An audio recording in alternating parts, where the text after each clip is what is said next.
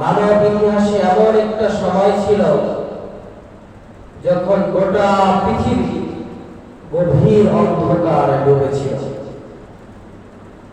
বিশেষ করে আরব উপদ্বীপগুলো অজ্ঞতা, মূর্খতা আর জাহিলিয়াতের এক চরম দৃষ্টান্ত ছিল। প্রতিটি সমাজে সত্যের কণ্ঠ স্তব্ধ হয়ে গেছে, ন্যায় বিচার তার সঠিক পথ হারিয়ে ফেলেছিল, মানুষের হৃদয় থেকে মানবতা বিদায় নিয়েছিল। সারা পৃথিবীতে কুফর, শিরক, মূর্তি পূজা, জুলুম, নির্যাতন, নৃশংসতার জালে আবদ্ধ ছিল। সমাজের মধ্যে দুর্বলদের উপর চরম অত্যাচার করা হতো। সমাজের মধ্যে নারীদেরকে সকল ধরনের অধিকার থেকে বঞ্চিত রাখা হতো। কন্যা সন্তানদেরকে জীবন্ত প্রতিপাল ফেলাই ছিল তাদের অভ্যাস। চুরি, ডাকাতি, খুন খারাপি, জেনা, ব্যভিচার এটা সমাজের একটা কমন ব্যাপার ছিল। ঠিক সেই ঘর অনানিসার অন্ধকারে মহান রব্বুল আলামিনের পক্ষ থেকে সারা পৃথিবীর মানুষের জন্য এক নক্ষত্র হিসাবে, এক উজ্জ্বল নক্ষত্র হিসাবে মানুষের সামনে উদিত হয়েছিলেন সর্বশেষ সর্বশ্রেষ্ঠ নবী হযরত মুহাম্মদুর রাসূলুল্লাহ সাল্লাল্লাহু আলাইহি ওয়াসাল্লাম। রাসূলের সেই আগমনে সারা পৃথিবী ও পৃথিবীর মানুষ আবার নিজেদের নতুন করে নিজেদের প্রাণকে ফিরে পেল। মানুষ আবার নতুন করে নিজেদের স্বপ্ন দেখা শুরু করলো। পৃথিবীতে বেঁচে থাকার আশা আকাঙ্ক্ষা আবার মানুষের মাঝে নতুন ভাবে জন্মালো। নবী করিম সাল্লাল্লাহু আলাইহি ওয়াসাল্লামের এই আবির্ভাব একজন মুমিনের জন্য আল্লাহ তাআলার পক্ষ থেকে অনেক বড় অনুগ্রহ ছিল। মহান রব্বুল আলামিন তার প্রিয় হাবিব এই উম্মতের জন্য একজন বড় নিয়ামত, এই নিয়ামতের কথা আল্লাহ রাব্বুল আলামিন সূরা আলে ইমরানের 164 নম্বর আয়াতে উল্লেখ করেছেন। আল্লাহ তাআলা বলেন, لقد من الله على المؤمنين إذ بعث فيهم رسولا منهم يتلو عليهم آياته। সারা পৃথিবীর মানুষদেরকে আল্লাহ তাআলা জানিয়ে দেন, মুমিনদের থেকে যখন আল্লাহ তাআলা একজন রাসূলকে তাদের উপরে প্রেরণ করলেন, একজন রাসূলকে আল্লাহ তাআলা মুমিনদের কাছে প্রেরণ করার মাধ্যমে আল্লাহ তাআলা মুমিনদের উপর অনেক বড় ইহসান করলেন, অনেক বড় অনুগ্রহ করেছেন। রাসূল পৃথিবীতে আসার পর কি কি কাজ করেছেন? মহান রব্বুল আলামিন বলেন, ইয়াতলু আলাইহিম আয়াতিহি ওয়া ইউযাক্কিহিম ওয়া ইউআল্লিমুহুমুল কিতাবা ওয়াল হিকমা। সেই রাসূল দুনিয়াতে আসার পর আল্লাহ তাআলার আয়াতগুলো দুনিয়ার মানুষের সামনে দিয়ে তেলাওয়াত করেছেন। ওয়া ইউযাক্কিহিম, দুনিয়ার মানুষ কুফর এবং শিরকের মধ্যে আবদ্ধ ছিল। দুনিয়ার মানুষদেরকে সেই রাসূল কুফর থেকে বিরত রেখেছেন, শিরক থেকে পবিত্র করেছেন, কুসংস্কার থেকে তিনি পবিত্র করেছেন। সকল খুন খারাপি, সকল হারাম, সকল অবৈধ কাজ থেকে সেই রাসূল মুমিনদেরকে পবিত্র করেছেন।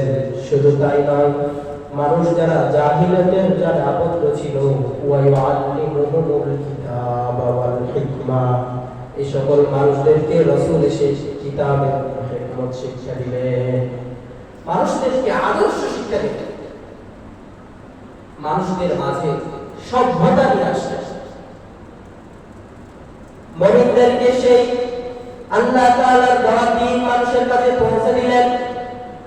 মুমিনদেরকে সবচেয়ে বড় অনুগ্রহ ছিল একজন মানুষ যে আল্লাহ তাআলাকে চিনত না, যে তার রবকে চিনত না, সেই রাসূল এসে সেই আল্লাহ ভোলা মানুষকে তাদের রবের সাথে পরিচয় করিয়ে দিলেন।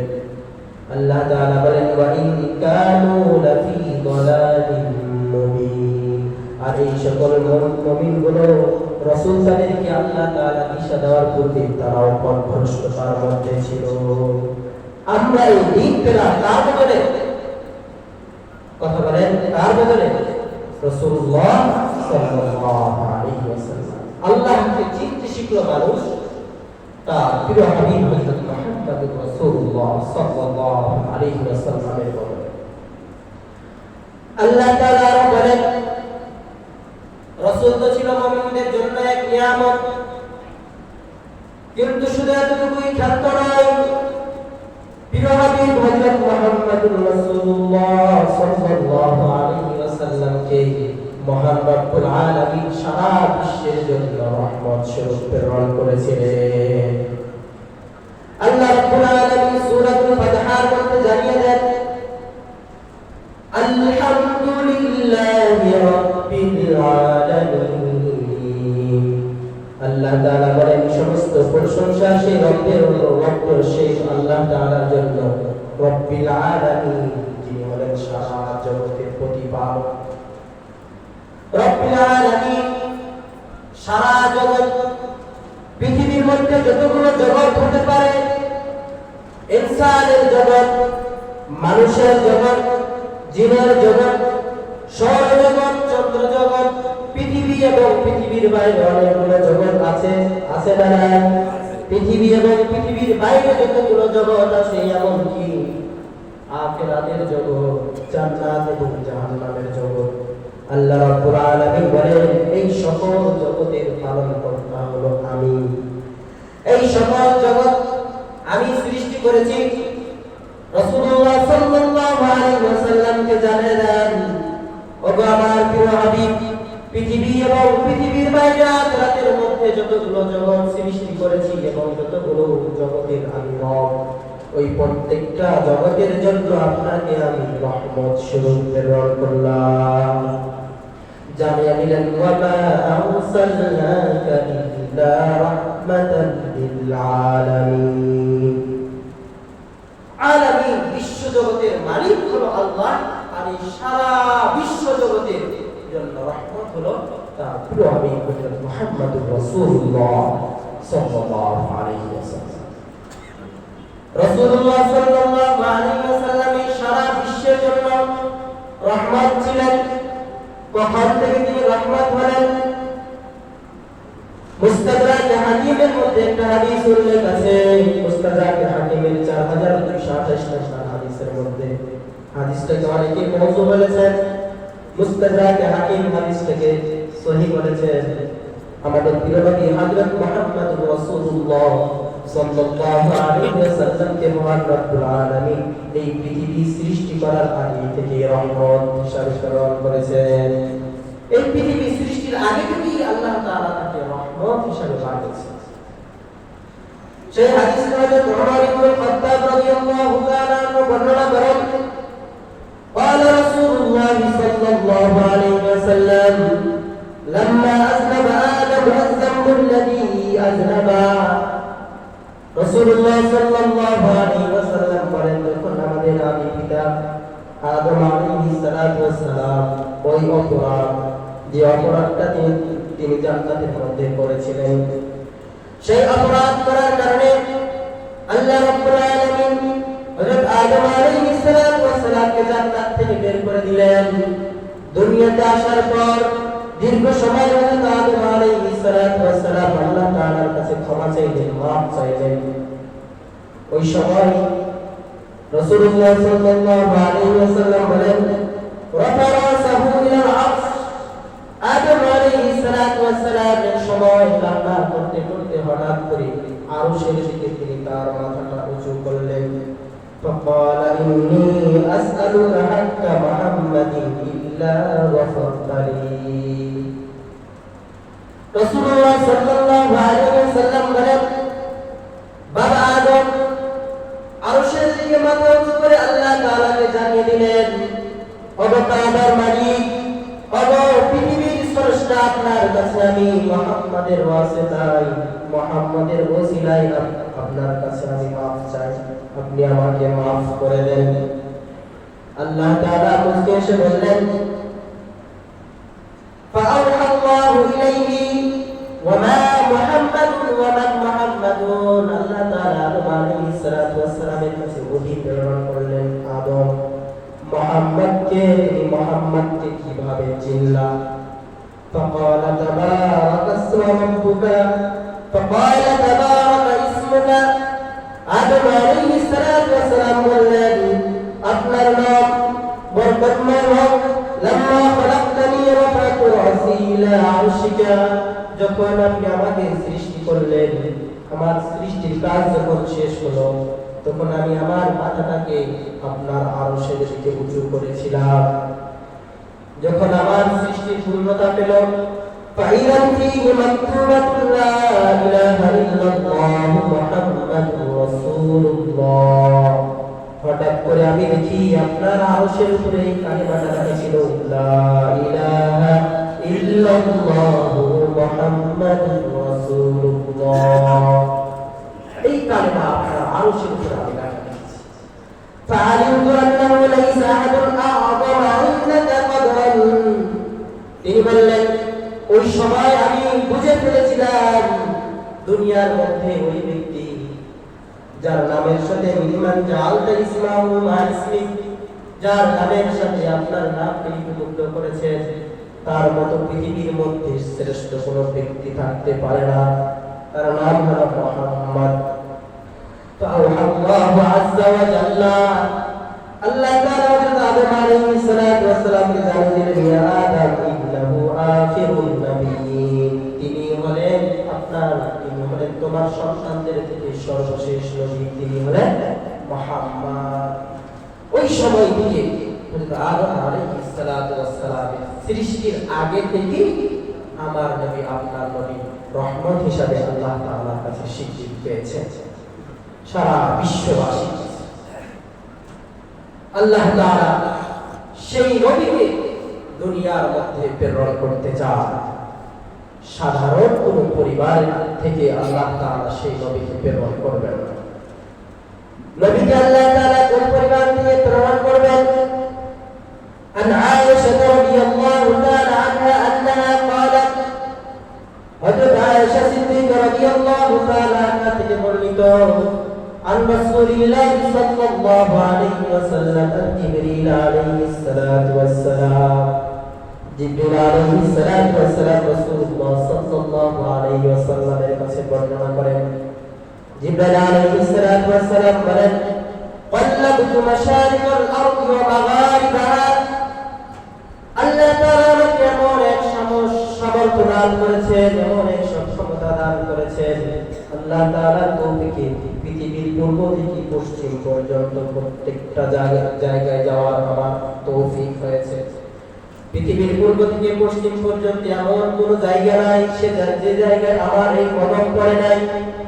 পৃথিবীর প্রত্যেকটি জায়গায় আমি গিয়েছি, ফালাম আজিদ আফওয়ালা মিন মুহাম্মাদিন সাল্লাল্লাহু আলাইহি ওয়াসাল্লাম, কিন্তু এই সারা পৃথিবী ভ্রমণ করার পর মুহাম্মাদের মতো শ্রেষ্ঠ কোনো ব্যক্তি আমি এই পৃথিবীর মধ্যে পাই না।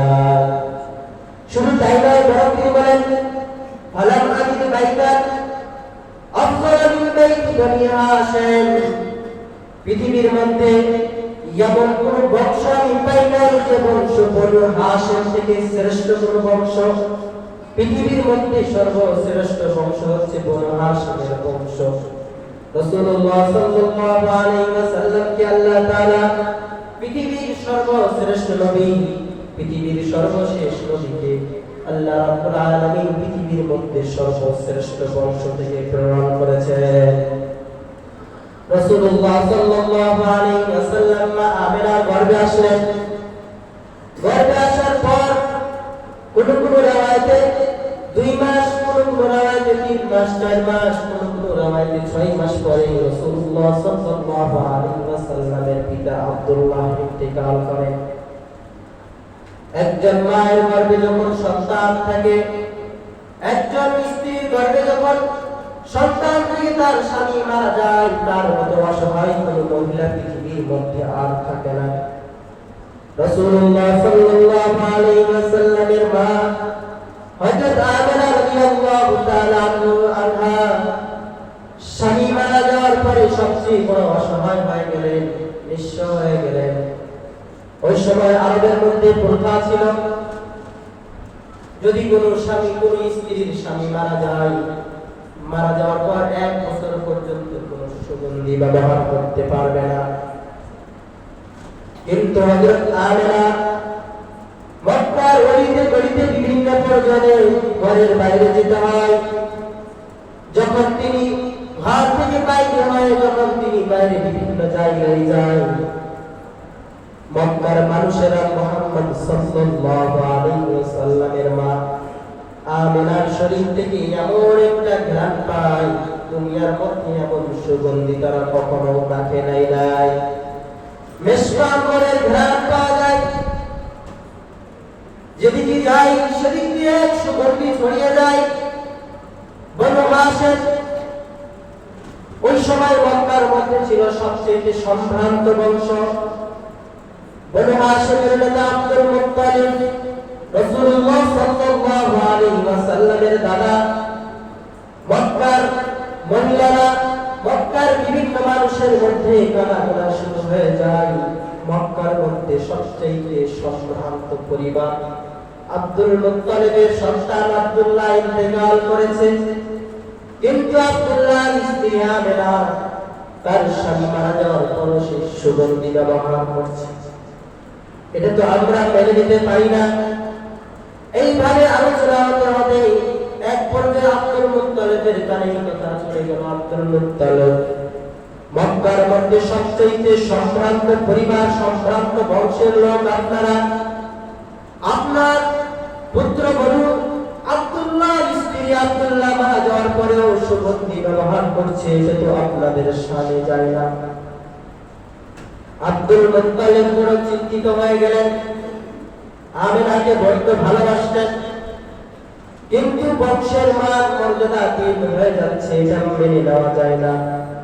আব্দুল মুত্তালিব তার স্ত্রীকে ডাকলেন, স্ত্রীর কাছে ডেকে বললেন, আমাদের পুত্রবধূ আমিনা সে অনেক ভালো মানুষ, তার ব্যাপারে আমাদের কোনো অভিযোগ নাই, কিন্তু আমাদের সন্তান আব্দুল্লাহ মারা যাওয়ার পরেও আমিনা সুগন্ধি ব্যবহার করছে, এটা আমরা মেনে নিতে পারি না। আব্দুল মুত্তালিবের স্ত্রী সে কথার স্বীকৃতি দিল। সে বলল, ঠিক বলেছেন, মানুষও ঠিক বলেছে। যেই গোসলখানায় আমিনা গোসল করতে যায়, সেই গোসলখানা থেকে বের হয়ে আসার পরও 1 ঘন্টা পরেও সেই গোসলখানার মধ্যে গেলে মিশক আম্বরের ঘ্রাণ পাওয়া যায়। আমিনা কি এমন সুগন্ধি ব্যবহার করে? আব্দুল মুত্তালিব বলল, ডাকো। আমিনাকে আব্দুল মুত্তালিব ডেকে বললেন, আমিনা, তুমি আমার পুত্রবধূ, তুমি আমার সন্তান। আব্দুল্লাহ মারা যাওয়ার পরও তুমি আমাদের সাথে থাকছো, তোমার উপরে আমরা তোমার উপরে বিন্দু মাত্র জুলুম কখনো করি নাই। কিন্তু মা, আমাদের বংশের একটা সম্ভ্রান্ত বংশ, এই বংশের মধ্যে কিছু নিয়ম কানুন আছে, সেগুলো মেনে চলতে হবে।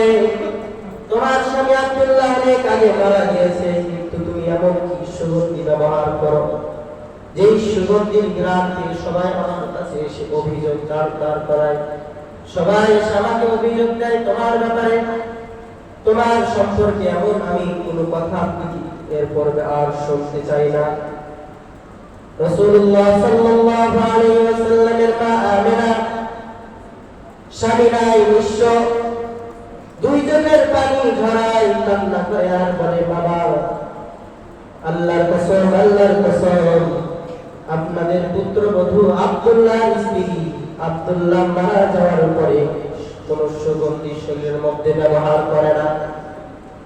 তবে বাবা জান, আমি তোমাকে বলতে চাই, যেদিন থেকে আমি টের পেলাম, যেদিন থেকে আমার মনে হয়েছে আমার গর্ভে একজন সন্তান এসেছে, ওই দিন থেকে আমি খেয়াল করছি, ওই দিনের পরের ওই দিন থেকে আমার শরীর থেকে কেমন যেন মিশক আম্বরের ঘ্রাণ বের হয়। শুধু তাই নয়, বরং আমি মক্কা গড়িতে গড়িতে যেইখানেই যাই, ওই গরমের উত্তপ্ত গরমের দুপুরবেলা যখন পাথরগুলো গরম হয়ে যায়, কিন্তু পাথরের যে স্থানে আমার কদম পড়ে ওই স্থানটা ঠান্ডা হয়ে যায়। আমি অনুভব করি পাহাড় পর্বত গাছপালা কেমন যেন তারা আমার দিকে একটা ঝুঁকে থাকে। প্রচন্ড রোদ্রে যখন আমি হাঁটি তখন কেমন যেন মেঘমালা আমাকে ছায়া দেয়। বাবা শুধু তাই নয়, বরং মক্কার এই মহিলারা যারা আমার সাথে কূপে পানি আনার জন্য বিভিন্ন সময় যায়, কূপে পানি আনার জন্য যখন আমি বালতি আর রশি কূপের মধ্যে ফেলি, আমি খেয়াল করে দেখেছি কুদরতি ভাবে কেমন যেন কূপের পানিগুলো উপর দিকে চলে আসে। যার ফলে মক্কার মহিলারা আমাকে কূপে পানি আনতে নিয়ে যায়। তারা আমাকে বলে, আমরা তোমাকে কষ্ট করা লাগবে না, শুধু তুমি আমাদের সাথে যাও এবং ওই কূপের মধ্যে তুমি রশি ছেড়ে দাও, সেখান থেকে পানি উঠিয়ে কলস ভর্তি পানি তোমার বাড়িতে পৌঁছে দেওয়ার দায়িত্ব আমার। বাবা শুধু তাই নয়, বরং একদিন রাতে আমার পেটে যে সন্তান আছে, সন্তানের কথা চিন্তা করে কান্না করছিলাম। ভাবছিলাম আমার সন্তানের বাবা দুনিয়ায় নাই, আমার এই সন্তান যখন দুনিয়ার মধ্যে ভূমিষ্ঠ হবে, দুনিয়ার মধ্যে আসবে, কার হাত ধরে আমার সন্তান বাজারে যাবে, কার সাথে আমার সন্তান খেলা করবে, আমার সন্তানকে কে খেলনা কিনে দিবে। এই সকল কথা ভাবতে ভাবতে ভাবতে কান্না করতে করতে এক সময় আমি ঘুমিয়ে যাই। ঘুমের ঘরে দেখি একজন সুদর্শন লোক আমার দরবারে এসে হাজির। আমার ঘরে এসে বলল, আমেনা, তুমি কি জানো তোমার গর্ভের মধ্যে যে সন্তান আছে এটা সাধারণ কোনো সন্তান নয়। সে দুনিয়ার মধ্যে আসার পর কি নিয়ে খেলবে, কার সাথে খেলবে, এই চিন্তা তোমার করার কোনো দরকার নাই। সাধারণ কোনো সন্তান না, এমন এক সন্তান আল্লাহ তাআলা তোমার গর্ভে দান করেছেন যে সন্তান দুনিয়ার খেলনা নিয়ে খেলবে না। এই সন্তানের খেলার জন্য আল্লাহ রাব্বুল আলামিন চাঁদ সৃষ্টি করে দিয়েছেন, চাঁদ নিয়ে খেলবে। এই দুনিয়ার সন্তান সাধারণ অন্যান্য সন্তানের মতো নয়। আল্লাহ তাআলা আপনাকে এমন এক সন্তান দান করেছেন, সাইয়্যিদু হাযিহিল উম্মাহ, যে সন্তান হবে এই উম্মতের সরদার। শুধু এই উম্মতের জন্য না, দুনিয়া এবং আখিরাতের সরদার। এই সন্তানের জন্য তোমার কোনো টেনশন করার দরকার নাই। তোমার গর্ভে আল্লাহ তাআলা এমন এক সন্তান দান করেছেন যে সন্তান দুনিয়াতে ভূমিষ্ঠ হওয়ার পূর্বেই আল্লাহ তাআলা তার নাম রেখে দিয়েছেন মুহাম্মদ। তার নাম রাখারও দরকার নাই। বাবারা বলেন, ওগো মক্কার মহিলারা, তোমরা যারা আমার ব্যাপারে বিভিন্ন অপবাদ দিয়েছ এতদিন, তোমরা জেনে রাখো আমার গর্ভে যে সন্তান ছিল এই সন্তান তোমাদের মতো সাধারণ কোনো সন্তান নয়। তোমরা তো সন্তান গর্ভে নেওয়ার পর তোমাদের পেট উঁচু হয়ে যায়, কিন্তু আমি আমার সন্তানকে গর্ভে নিয়েছি, বিন্দু মাত্র আমার পেট উঁচু হয় নাই। আমি আমার এই সন্তানকে গর্ভ নিয়েছি, সন্তান 10 মাস 10 দিন আমার গর্ভে ছিল, কিন্তু সন্তান গর্ভে থাকার যে বেদনা আমি বিন্দু মাত্র সেই বেদনা অনুভব করি নাই। ও মহিলারা, তোমরা শুনে রাখো, তোমরা তো গর্ভপাত করার সময় তোমরা এই পরিমাণ রক্ত ঝরিয়েছ, তোমাদের রেহেমের রক্ত দিয়ে তোমাদের ফলর পর্যন্ত ভিজে গিয়েছিল। কিন্তু তোমরা জেনে রাখো, আমি এমন এক সন্তান প্রসব করেছি যে সন্তান দুনিয়ার মধ্যে ভূমিষ্ঠ হয়েছে, কিন্তু আমার রেহেম থেকে এক ফোঁটা পরিমাণ রক্ত বের হয় নাই। এমন এক সন্তান আমি ভূমিষ্ঠ করেছি যে সন্তান, তোমরা তো সন্তান ভূমিষ্ঠ হওয়ার পরে সন্তানের নাড়ি কেটে দিয়েছ, নাড়ি কেটে সন্তানকে বের করেছ, কিন্তু আল্লাহ তাআলার কুদরতে এমন এক সন্তান আমি ভূমিষ্ঠ করেছি যে সন্তান আমার গর্ভ থেকে নাড়ি কাটা অবস্থায় বের হয়েছে। এমন এক সন্তান আমি ভূমিষ্ঠ করেছি যে সন্তান দুনিয়াতে ভূমিষ্ঠ হওয়ার পর নামাজের বৈঠকে যেভাবে তোমরা বসো, আত্তাহিয়াতুস সুরতে বসে জমিন থেকে এক মুষ্ঠ মাটি নিয়ে আসমানের দিকে ইশারা করে কি জানি তিনি বলছিলেন, এমন এক সন্তান আমি ভূমিষ্ঠ করেছি যে সন্তান ভূমিষ্ঠ হওয়ার পর আল্লাহ তাআলা এমন একটা নূর আমাকে দান করেছিলেন যে নূরের আলোকে আমি মক্কা থেকে সুদূর শাম পর্যন্ত আলোকিত রেখেছিলাম। এই মক্কায় বসে শামে যতগুলো বালাখানা আছে সবগুলো আমি ঝলঝল করে দেখতে পেয়েছিলাম। এমন এক সন্তান আমি দুনিয়ার মধ্যে ভূমিষ্ঠ করেছি। নবী করিম সাল্লাল্লাহু আলাইহি ওয়াসাল্লাম এর এত বড়ই বৈশিষ্ট্য ছিল পৃথিবীর মধ্যে আল্লাহ রাসূল সাল্লাল্লাহু আলাইহি ওয়াসাল্লামের যে বৈশিষ্ট্য ছিল দ্বিতীয় কোনো ব্যক্তি এই বৈশিষ্ট্য আল্লাহ তাআলা কাউকে দান করেন না। রাসূলের মর্যাদা কেমন ছিল আল্লাহ রাব্বুল আলামিন জানিয়ে দেন, হে আমার হাবিব, দুনিয়ার মধ্যে তুমি যা কিছু দেখো সব কিছুই আমি সৃষ্টি করেছি। শুধু সৃষ্টি করি নাই, বরং এই দুনিয়ার মধ্যে সাত আসমান সাত জমিনের মধ্যে যা কিছু আছে সব কিছুই আমার ইবাদত করে। আল্লাহ তাআলা ঘোষণা দেন, তুসাব্বিহু লাহুস সামাউস সাবউ ওয়াল আরদু ওয়া মান ফীহিন। আল্লাহ তাআলা বলেন, সাত জমিন সাত আসমান ওয়া মান ফীহিন, এই উভয়ের মাঝে যা আছে সব কিছু আমার তাসবিহ পাঠ করে, সব কিছু আমার ইবাদত করে। ওয়া ইন মিন শাইইন ইল্লা ইউসাব্বিহু বিহামদিহি, দুনিয়ার মধ্যে এমন কোন সৃষ্টি নাই যে সৃষ্টি আল্লাহ তাআলা তাসবিহ করে না। সব কিছু আমার তাসবিহ পাঠ করে, মানুষ আমার তাসবিহ পাঠ করে, জিন আমার তাসবিহ পাঠ করে, ফেরেশতাও আমার তাসবিহ পাঠ করে, গর্তের পিপলিকাও আমার তাসবিহ পাঠ করে, ওই পাখিগুলো উড়াউড়ি করে তারাও আমার তাসবিহ পাঠ করে, সমুদ্রের মাছ আমার তাসবিহ পাঠ করে, বন জঙ্গলে তোমরা যে হিংস্র প্রাণীগুলো দেখো তারাও কিন্তু আমার তাসবিহ পাঠ করে।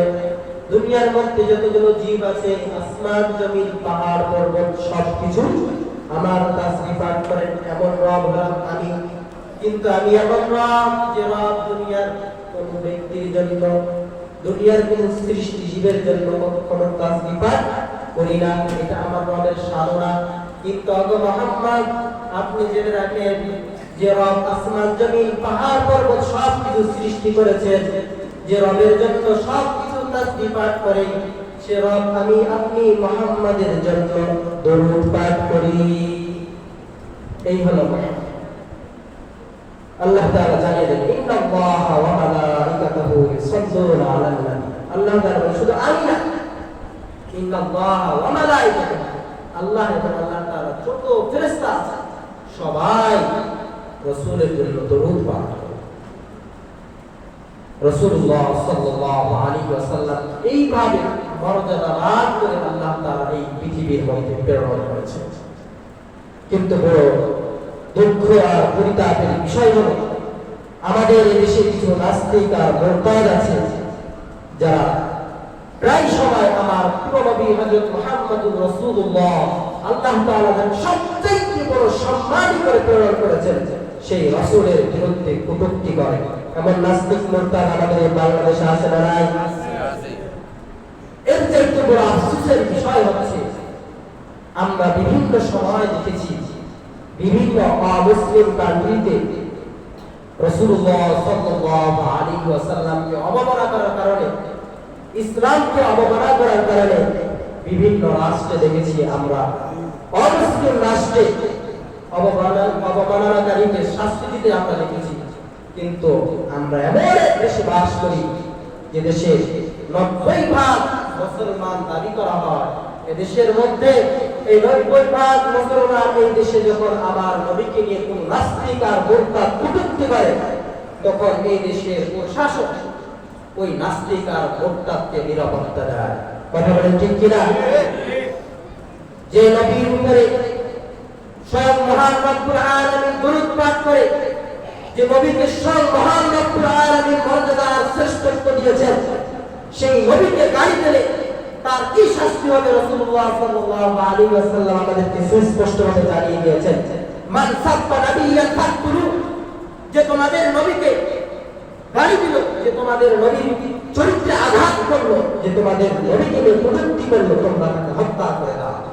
সুতরাং এদেশের প্রশাসন যদি এই নাস্তিক মুরতাদকে শাস্তি দিতে ব্যর্থ হয়, তাহলে এই দেশের 18 কোটি মুসলমান এই সকল নাস্তিক মুরতাদের গর্দানকে তাদের ভাত থেকে আলাদা করে দিতে প্রস্তুত থাকবে। কথা বলেন ঠিক কিনা? এই দেশের আরো কিছু এক শ্রেণীর গোমরাহ একটা ফিরকায়ে বাতিল আছে, কাদিয়ানী, যারা মির্জা গোলাম আহমদ কাদিয়ানীকে নিজেদের নবী বলে দাবি করে। যে লোকটা নাকি মৃত্যুর সময় পায়খানায় বসে পাতলা পায়খানা করতে করতে তার ইন্তেকাল হয়েছে, তাকে শেষ নবী বলে তারা দাবি করে। বড় আশ্চর্যের বিষয় হচ্ছে এই যে কাদিয়ানীরা এই দেশে তারা স্বাধীনভাবে বসবাস করছে, এতে আমাদের কোনো আপত্তি নাই। তবে সমস্যা হলো যেহেতু তারা কাফের, নবীর পরে কোনো নবী নাই।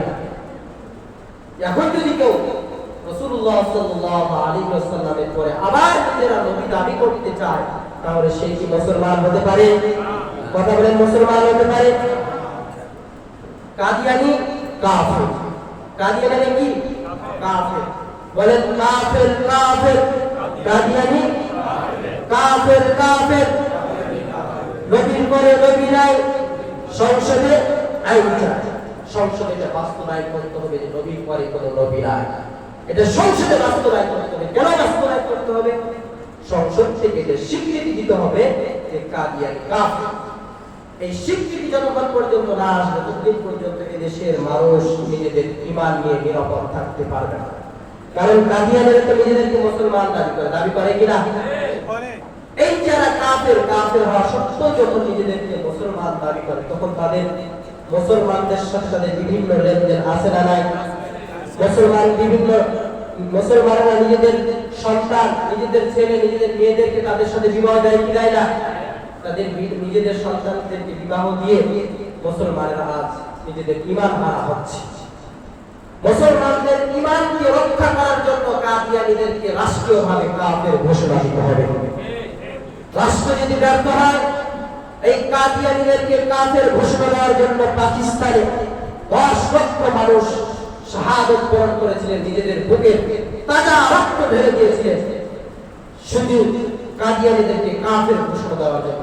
আবার যদি বাংলাদেশের মধ্যে কাদিয়ানীদেরকে কাফের ঘোষণা দেওয়ার জন্য আবার যদি না আসে, আবার যদি 10 লক্ষ মানুষ রক্ত দেওয়ার প্রয়োজন পড়ে, আপনারা কি সে রক্ত দিতে প্রস্তুত আছেন?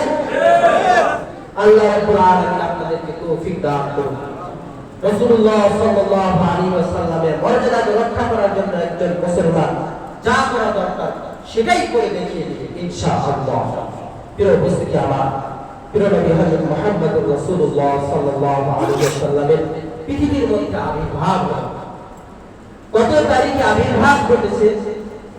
আজকে রবিউল আউয়াল মাসের 11 তারিখ, আগামীকাল 12 তারিখ। যদিও লোক সমাজ মানুষের কাছে প্রসিদ্ধি লাভ করেছে নবী করিম সাল্লাল্লাহু আলাইহি ওয়াসাল্লাম 12 রবিউল আউয়াল জন্মগ্রহণ করেছেন, বাকি ইতিহাসের যত কিতাব দেখবেন কোনটার মধ্যে এটা বিশুদ্ধ লেখা। ইতিহাসের সকল কিতাব যাচাই বাছাই করার পর, স্টাডি করার পর ফলাফল বের হয়েছে এটাই যে 12 তারিখ যদিও প্রসিদ্ধি লাভ করেছে, তবে বিশুদ্ধ মত হলো নবী করিম সাল্লাল্লাহু আলাইহি ওয়াসাল্লাম 8 রবিউল আউয়াল জন্মগ্রহণ করেছেন। আর রহিকুল মাকতুম আপনারা অনেকেই পড়েছেন না? এটা বিশ্বের মধ্যে 1000 বইয়ের মধ্যে 1 নাম্বার হয়েছে। এই বইয়ের মধ্যে লিখেছে নবী করিম সাল্লাল্লাহু আলাইহি ওয়াসাল্লামের পবিত্র জন্ম হয়েছে 9 রবিউল আউয়াল। অন্যান্য কিতাবের মধ্যে আছে 2 রবিউল আউয়াল, কোন কোন কিতাবের মধ্যে আছে 10 রবিউল আউয়াল। তো যদি হোক 8 হোক আর 12 হোক অথবা 10 হোক 9 হোক অথবা 2 হোক, নবী করিম সাল্লাল্লাহু আলাইহি ওয়াসাল্লামের পবিত্র আগমন একজন মুমিন আনন্দ প্রকাশ করবে, এটাই হলো একজন মুমিনের ঈমানের দাবি। কথা বলেন ঠিক কিনা?